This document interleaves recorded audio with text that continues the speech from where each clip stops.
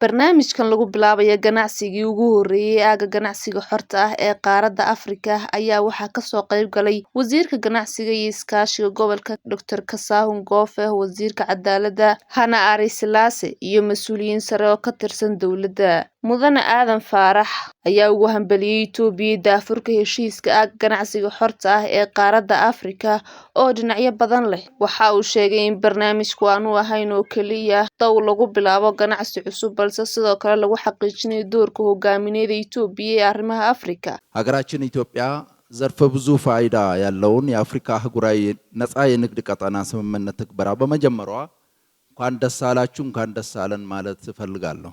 Itoobiya waxay xaqiijinaysaa inay aaminsan tahay in masiirka Afrika lagu go'aamin karo iskaashiga Afrika iyadoo loo marayo fulinta heshiiska aagga ganacsiga xorta ah ee qaaradda Afrika. Barnaamijkan ma aha oo kaliya in lagu bilaabo ganacsi cusub, balse waa xaqiijinta doorka hogaamineed ee Itoobiya iyo arrimaha ganacsiga.